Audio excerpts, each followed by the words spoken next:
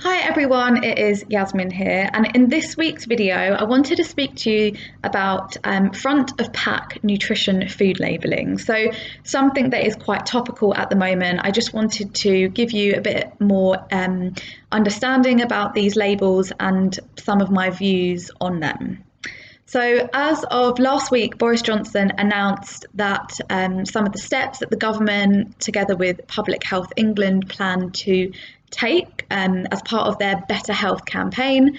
And this is all to promote people living healthier lives and to lose weight if they need to.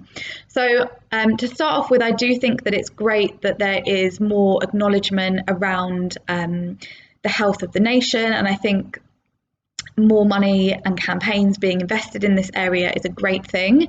And I do really appreciate that public policy and campaigns will always be a tricky subject, as no one size fits all. But I did want to discuss one of the aspects of their campaign in a bit more detail with you. Firstly, I just want to acknowledge that weight is not the only predictor of health, and that health stretches far beyond what someone weighs. So although in this campaign there is emphasis on losing weight if you need to, what I think we should be emphasising more is how to get the nation to be healthier as a whole. So, for example, someone may be of a normal weight, of a healthy weight, but they may be struggling with issues such as poor energy, poor sleep, poor digestion, and hormone imbalance that doesn't reflect based on just their weight. So, just something to bear in mind there.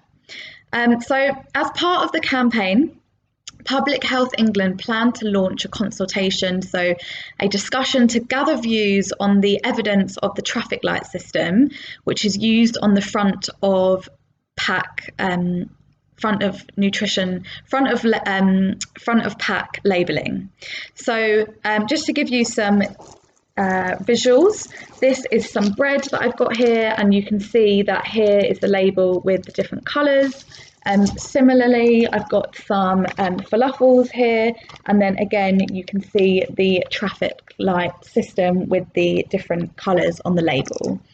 So what the government have found so far is that 90% of people do think that it helps them make informed choices, but what I want to discuss is whether people are truly understanding the breakdown of the labels in the food, or if they're simply being, without really knowing, pushed into following low calorie and low fat diets.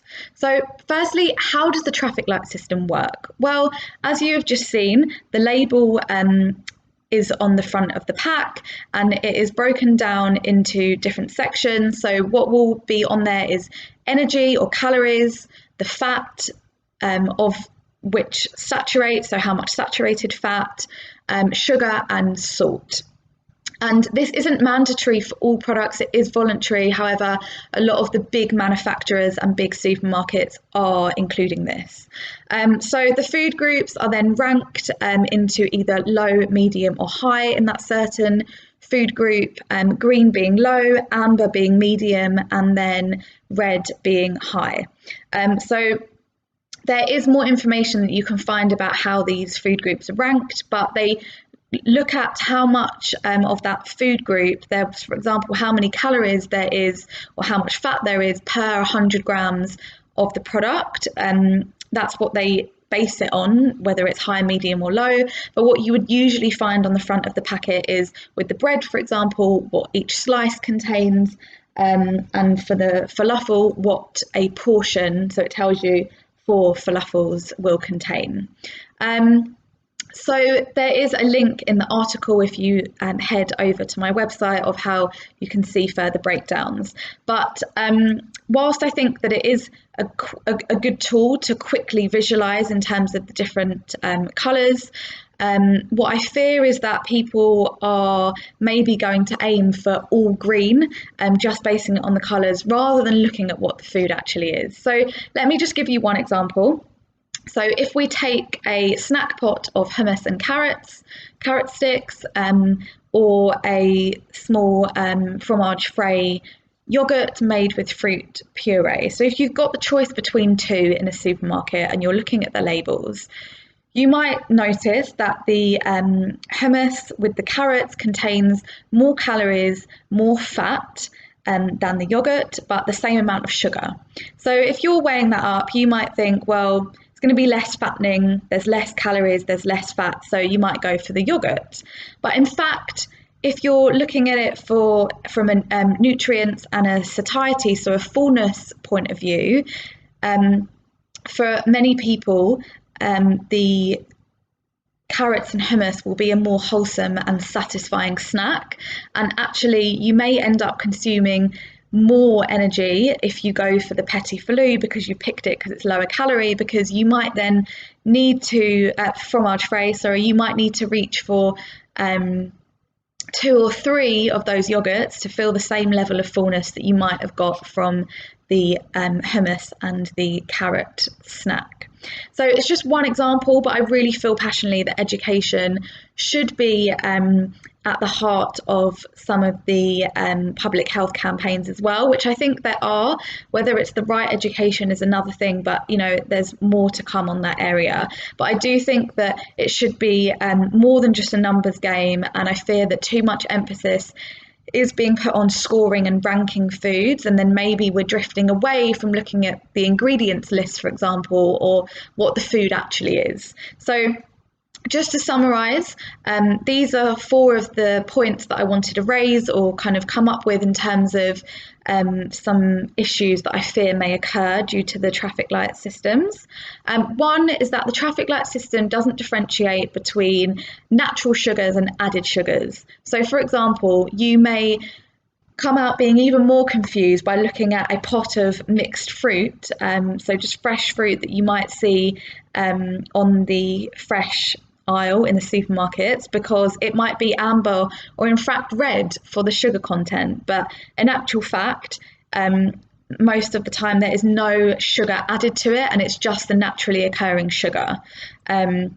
Similarly, you may be slightly steered away from consuming a salad or a snack that contains avocado or some salmon because the fat levels might be too high, but actually it's looking at where that fat is coming from, and in terms of the avocado and the salmon, it's going to be really, really healthy fats that are going to be really good for our body.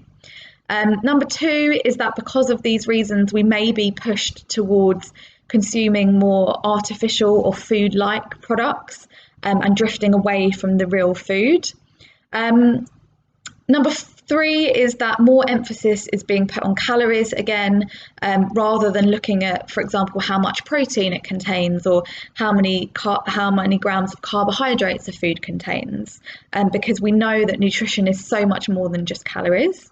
And number 4 is that I fear that it might impose food guilt for some people. So for some people that do struggle with relationships with food, or have struggled with eating disorders or disordered eating in the past, if you do want to one day buy a packet of biscuits and keep them in the cupboard for when you fancy them, then you might be really put off of doing that because the labels are all red, and that might make you feel really, really guilty.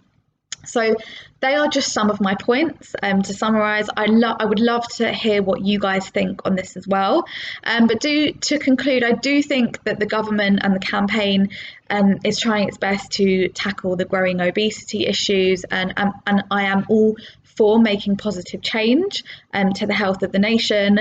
But I do think that more time and maybe money should be spent in getting the right education around food and real nutrition, to educate the public, and also maybe to tackle some of the issues around food accessibility, rather than simply removing temptation and removing, say, price promotions on foods that are higher in fat, salt and sugar. So please let me know what you think, and I'd love to have a conversation.